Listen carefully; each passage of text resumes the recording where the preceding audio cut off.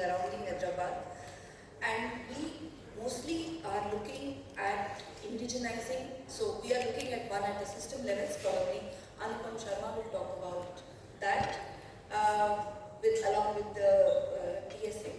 The things that we are looking at, indigenization of sensors, which are primarily the small devices. We are looking at we have actually brought some 6 focus areas which are to be as a deep tech areas which we want to work with. And having said the deep tech areas, the compound semiconductors is something we are focusing on. We are focusing on a lot of materials, advanced manufacturing. There are talks about advanced manufacturing in space for some of the advantages that it provides. A lot of work is going on indigenization of materials and the solar cells. So some of these advanced work is going also on the solar cells, which are flexible printing mechanisms for solar cells and other things. There are a lot of work is going on in the AI domain, where the image processing, the hyperspectral cameras. So we are working ground up. So today some of these payloads come they are being sourced from elsewhere, but we are trying to see whether these can be built ground up with the talent that is available in the country. And for this, we have made a lot of capacity and capability. In fact, I would say the kind of JRX, SRX, which are the research community working on these projects, they are highly talented and they are extremely passionate about these things.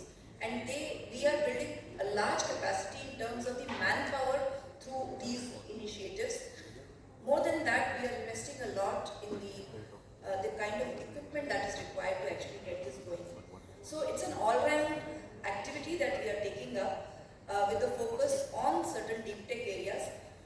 I think more than only academics, suppose the kind of work that we are doing, if the academician is successful to a certain extent, we are enabling them to talk to industry directly. And that's the advantage, that we overcome the valleys of death that are going along in the research community. And this kind of operation directly from academia to industry is one of its unique schemes that we are operating, so that we don't lose out on time, as well as don't lose out the technological innovations that are happening through these students or the research community at the academia. Thank you. So we talked just before this panel about your work on the space economy as such. So it was mentioned, we discussed about how we were putting together a strategy now and moving forward with all of this. So we know that there's been a lot of different numbers, both from India and from abroad, on what the space economy would look like. So can you briefly walk everyone through as to where do you think, given that you are now looking at this from a broader picture, we would be from a space economy perspective by the time we get to 2047? Thank you for the question. Once again, I will just say that 2047 is kind of far. We put numbers on it. But we definitely have got some science built into the estimates that were made for the data division. And the number crunching that took place there is based on certain assumptions and certain parameters, certain measurable parameters. The space economy does not lend itself to very clear measurements so far. And like you said very rightly, that there are different studies. There's recently the World Economic Forum's report of April of 24, and that gives an entirely different set of numbers. And we had a chat with the World Economic Forum people, and we found that the assumptions and the parameters that they have considered are fairly different from the ones that we had. So at the moment, you'll find a lot of different numbers that come up based on which source you're looking at. And I don't think that we really have it down to an exact science. I think the numbers will take a little longer to crystallize. What is more important though is that we make our estimates based on what is measurable and quantifiable at the moment, and then start placing our blocks on top of that foundation. And those blocks are made of both aspirations and what we can bring to the table in terms of resources, in terms of talent, in terms of resolve, and in terms of our ability to collaborate on national and international level, right? So as of now, the numbers that we're talking about and our estimates as put down in the Decadal Vision report are, the starting point was 2022 data, and that gives us roughly a $8.4 billion estimate of India's space economy, which is largely the ISRO ecosystem and what it has developed, in terms of assets and products and services that it brings to the table. The Indian space economy as such is just about taking off and starting to add numbers now. We see a breakout happening about 2 to 3 years now. Till that time, there is a lot of foundational work that needs to go in creating infrastructure, in creating systems, in processes, and in the capital infusion, which is going to start giving it that breakout somewhere in the region of 26 to 27. And there are good reasons why I say, why 26, 27. And the estimates that we have at the moment, and that's also the current aspiration, is 44 billion from that 8.4 billion. And that includes about 11 billion in global exports, which means roughly 1/4 is what we are pegging at our ability to get into the global market and be a strong player in that area. If you extrapolate that trajectory and take it to a 25-year kind of a timeline, anybody's guess, we will easily, I think, exceed 150, 200, because I think the growth is going to be exponential from that point on. As more and more of the country's resources get mobilized, and there are more international linkages that way. So the access to the global markets, as well as the collaborative efforts that take place, all of that is going to build up into much more handsome numbers. But like I said, all of this depends on a lot of things going right. And so we need to be at all points very, very mindful of what's going on in terms of geopolitical currents that shape our world. There are things going on right now that can have effects on everything from supply chains to how different blocks within the international community deal with each other. And so all of that can have impacts and effects, and we will have to have the resilience and the resolve to negotiate that intelligently. I believe we can do that. But we are looking at very tall numbers by the time we get to 2047. But more than the numbers, it's going to be the impact and the penetration of what we bring to the table and what impact it has on that. And that's not really a measurable thing at all. But how the human being is going to be impacted by what space brings would be the real currency and the real measurement of what we are doing. Thank you. So Lakshmesh, I think over the last 25 years, obviously industry's participation in the space program has also been changing quite a lot. And today, you're also now going into integrating rockets fully and building satellites at the end, right? So obviously, you talked about explore to leverage, and explore to commercialize. Where do you see industry capabilities reach in the next 25? Do you think that it would be like a 50-50 export, import, export or local market versus and which systems do you think are where industry will have a lot of leverage to do things? It would be for possibly even an Axiom in India, a private company building space stations, or just satellites or rockets. So where do you see this moving? Thanks, Maran. I would like to continue from where I left earlier. I put the equation of E1, E2, E3 is equal to economy. E1 is explore for exploration, E2 is explore for leveraging, and E3 is explore for commercialization. And that's how it builds up the economy. And industry or the ecosystem similarly has 3 dimensions. There are large organizations, there are SMEs, and then there are startups. And an ecosystem is actually built not by individuals but by the industry aligning in a particular pyramid manner, where you have the large organizations, the MSMEs and the startups coming together to create capabilities in addressing all of these 4 E's. And today I can see very clearly with the kind of initiatives taken by government, ISRO and all that. Today there is a clear shaping up of this happening, and I can see this, that today industry is kind of grouping up to say that, okay, these are a set of people who are more into access to space, there are a set of people who are into technologies and creating payloads, and these are satellites, these are ground station people, and then there are a set of people who are working on the downstream.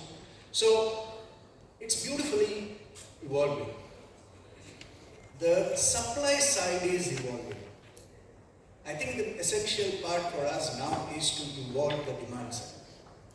So the capabilities being developed by the industry, by the ecosystem of the industry, and it's a collaborative development, is very well aligned to the 2047 space vision, the decadal vision, and also the commercialization visions. It's very well aligned. But today what we are trying to see is how does the same set of industry on the supply side, there has to be another set of industry on the demand side. And it is essential that these two sides of the coin have to come together now. Right? The supply side industry and the demand side industry. And which is where I think is the next leg of efforts from all of us to make that happen. Thank you. So, Kash, you talked about financing being easy given the structure we had at the end. So, what would that structure always be a PPP or it could be some other models out there? So, which models do you believe are essential for what type of development? Given that there are so many different structures, GoCo, PPP, and several others. And there are also new models in different countries. For example, if you go look at the US, they have, stuff like where companies that are developing new technologies, if there is some uncertainty in demand and uncertainty in quantity, there are structures to also contract that at the end, which may not be existing in the current bureaucratic structure in contracting in India, for example. So, where do you see some of this? I think the government always works with the private sector, whether on contract, whether you are giving a civil or a manpower contract, or you actually take it to the level of PPP and then finally privatization, right? So these are only ends of, or this is a broad spectrum of structures or models if you are wanting to actually state them as models. So there is a broad range of possibilities, and that in India also we are actually now a very evolved framework which is available, and you can draw from the other sectors for a lot of experience on various models which are available. I would like to also allude to the recent actually initiatives which have been taken, like the LBM3, where it's a framework which is actually evolving an innovative structure for launch vehicle manufacturing capacity to be enhanced.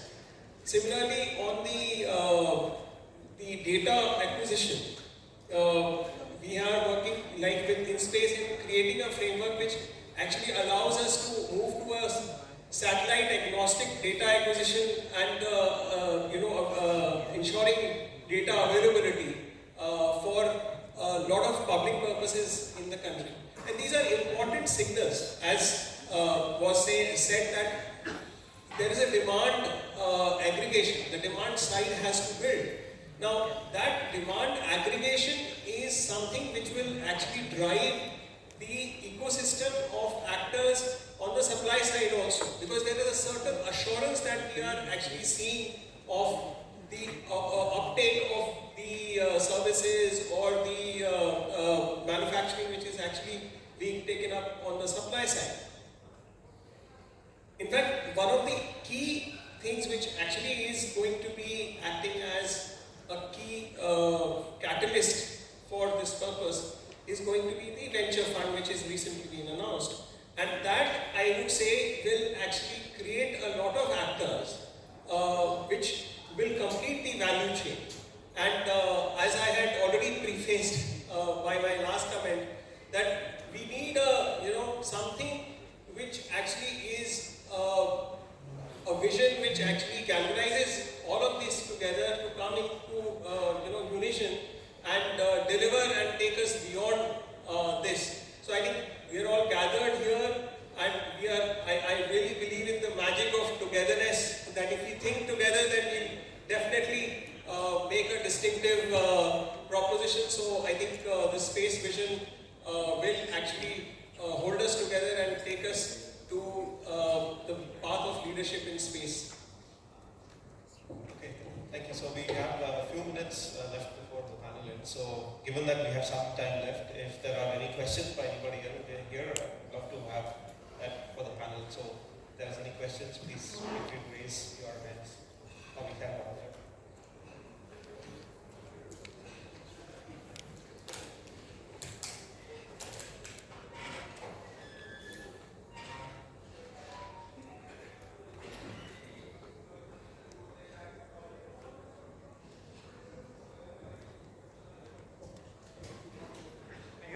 Yeah.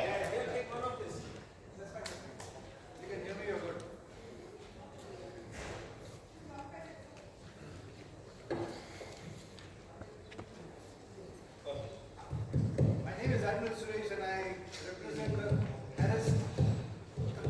customer crowd. We've dealt with everybody here except the harassed customer. And I want to offer a comment on this part. I completely agree with AVM Court's 4C and the third customer and the fourth cautionary. I'd like to pick up from where Lakshmesh